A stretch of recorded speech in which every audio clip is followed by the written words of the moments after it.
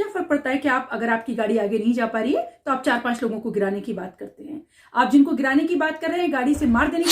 घटना हो या बिहार में अन्य जगहों की घटना हो जहां हमारे सनातनी देवी देवताओं की मूर्तियों को खंडित किया जा रहा है, भगवा झंडे का भीड़ में से 2-4 को गिरा दो, अपने ही कार्यकर्ता को अपने ही काम कर रहे हैं। सारे दारू माफिया, बालू माफिया जो आपके कार्यकाल में जो फले बढ़े हैं, उनका द्वारा ये आपका स्वागत किया जा रहा है कि आप तेजस्वी जी, वीडियो में जिस तरह से आप अपने ड्राइवर से कह रहे हैं कि 4-5 को गिरा दीजिए, कतई भी आश्चर्य नहीं होता।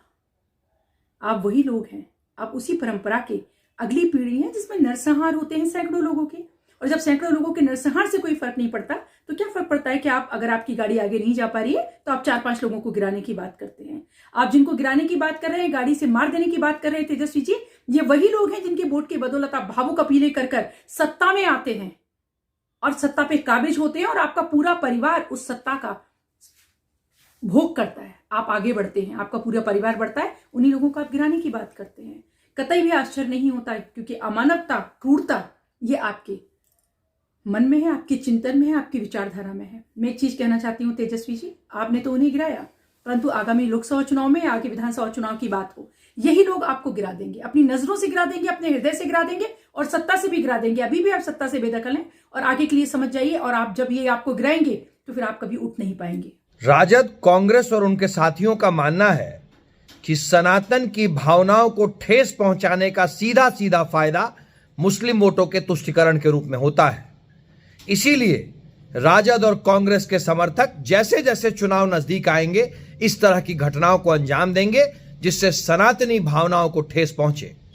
चाहे वो बेगूसराय की घटना हो या बिहार में अन्य जगहों की घटना हो जहां हमारे सनातनी देवी देवताओं की मूर्तियों को खंडित किया जा रहा है, भगवा झंडे का अपमान किया जा रहा है, ये सब राजद के समर्थक करवा रहे हैं। ये सीधे सीधे तेजस्वी की यात्रा का प्रतिफल है, क्योंकि तेजस्वी और उनके गैंग का मानना है कि मुस्लिम तुष्टीकरण का सबसे सरल उपाय सनातनी भावनाओं का अनादर है। माननीय श्री तेजस्वी यादव जी, आपने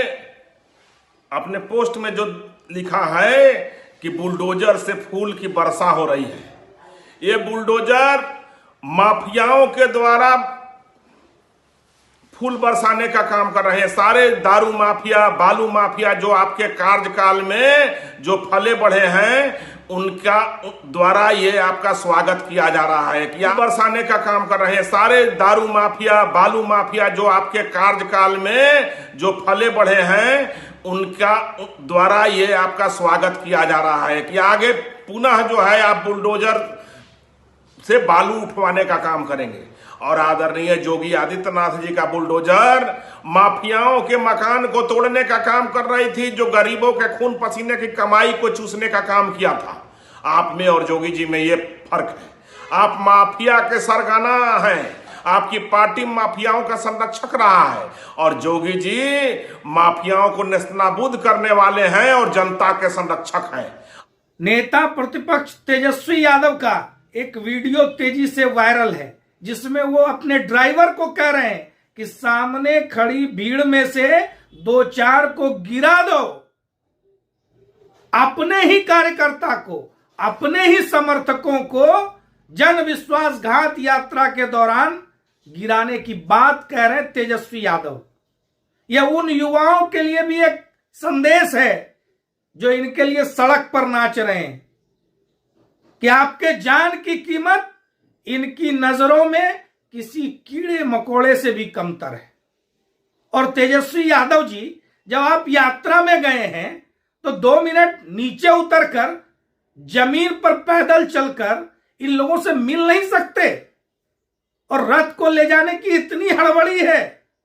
कि जनता को ही कुचल दो, अपने ही समर्थकों को गिरा दो, अपने ही लोगों पर गाड़ी चढ़ा दो। पीछे भी आपके काफिले में